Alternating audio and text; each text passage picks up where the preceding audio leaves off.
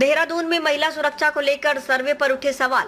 समान नागरिक संहिता draft committee के सदस्य मनु गौड़ ने एक हालिया सर्वे को खारिज करते हुए उसकी विश्वसनीयता पर सवाल उठाए हैं। पी वैल्यू नामक कंपनी द्वारा किए गए इस सर्वे में देहरादून को महिला सुरक्षा के लिहाज से बेहद निचले स्थान पर रखा गया था। मनु गौड़ ने कहा, मैंने वह सर्वे रिपोर्ट देखी है, लेकिन मुझे इसके आंकड़े और निष्कर्ष आधारहीन लगते हैं। देहरादून न केवल एक शैक्षणिक हब है, बल्कि देश भर से महिलाएं यहां पढ़ाई करने आती हैं और खुद को सुरक्षित महसूस करती हैं। उन्होंने आगे कहा कि उत्तराखंड महिलाओं को समान अधिकार दिलाने वाला देश का पहला राज्य है जिसने यूसीसी लागू किया। ऐसे राज्य में महिला सुरक्षा को लेकर इस तरह की रिपोर्ट आना हैरान करने वाला है। उन्होंने जोड़ा, गौड़ ने ये भी सुझाव दिया कि सर्वे की पद्धति और उद्देश्य की गहराई से जांच होनी चाहिए ताकि इस तरह की रिपोर्ट से जनमानस में भ्रम न फैले।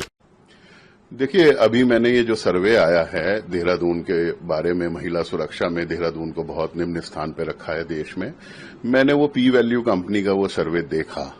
मुझे बस अफसोस के साथ इतना ही कहना है कि जिस राज्य ने देश में पहली बार महिलाओं को समान अधिकार दिलाने के लिए, उन्हें इक्वालिटी के लिए, उनकी इक्वालिटी के लिए समान नागरिक संहिता यूनिफॉर्म सिविल कोड जो राज्य लेकर आया, उस राज्य में महिला असुरक्षित है, ये सिर्फ हास्यास्पद बात है।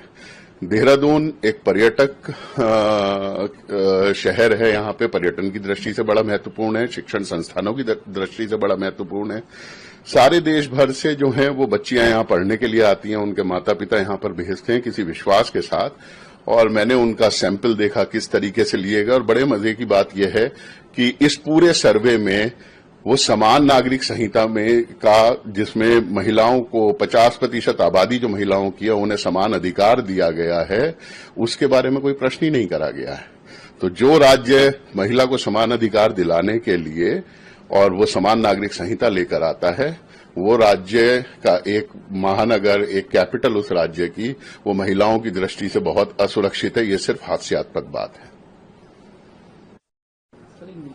जिस प्रकार से निजी कंपनी के द्वारा ये सर्वे किया गया है, कॉल के आधार पर कुछ गिनी चुनी महिलाओं को या लड़कियों को कॉल किया गया था और उसके बाद जो डाटा निकाला गया है, क्या ये आपको सही लगता है? देखिए, मुझे ये सर्वे पूरी तरह से निराधार लगता है। ऐसे कोई भी निजी संस्था किसी भी विषय पर किसी भी राज्य के में सर्वे करने लगे जिसका कोई ऑथेंटिकेशन ना हो, कोई सरकार या तो कोई सरकारी संस्थाएं या कोई बड़े संस्थान उस सर्वे को करें, तो बात को समझ में आता है।